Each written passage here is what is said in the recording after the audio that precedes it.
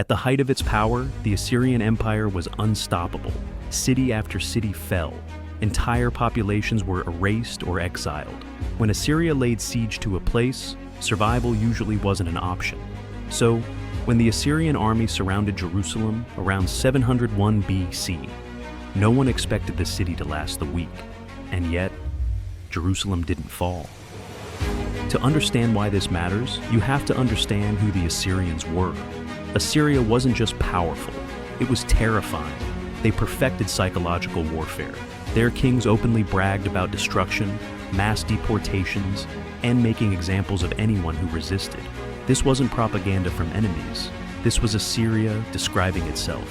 By the time King Hezekiah ruled Judah, Assyria had already destroyed the northern kingdom of Israel completely, and now, Jerusalem was next on the list.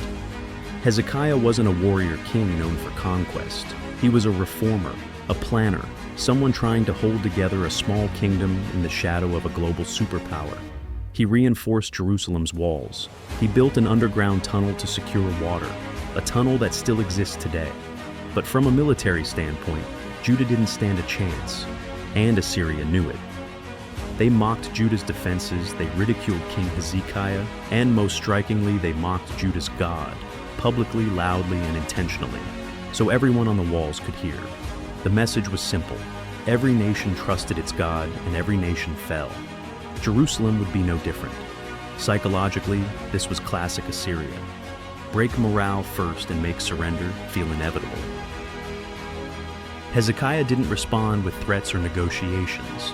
According to the biblical account, he went straight to the temple, not to rally troops, but to pray, placing the fate of the city entirely in God's hands. This is where the story shifts from political history into something far greater. The prophet Isaiah delivers a message declaring that Jerusalem would not fall and that the Assyrian king would return home without ever conquering the city, not because of Judah's strength, but because God himself would act. At the time, that claim sounded impossible. Then, something extraordinary happened. That night, an angel of the Lord went out and put to death 185,000 in the Assyrian camp, and the most feared army on earth was defeated. By the time the sun rose, the siege was over.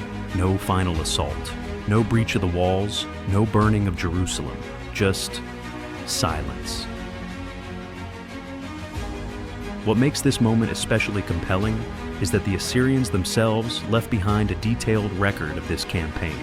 The Assyrian king Sennacherib ordered his victories carved into clay prisms and stone inscriptions, documents historians now call the Annals of Sennacherib.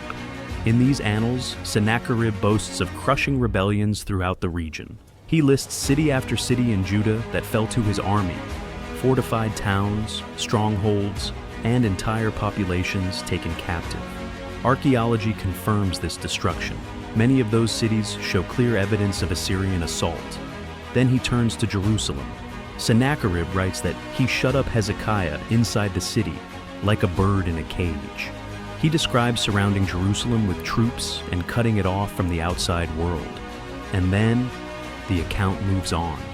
There is no description of a final assault, no claim of breaching the walls, no statement that Jerusalem was destroyed, burned, or captured.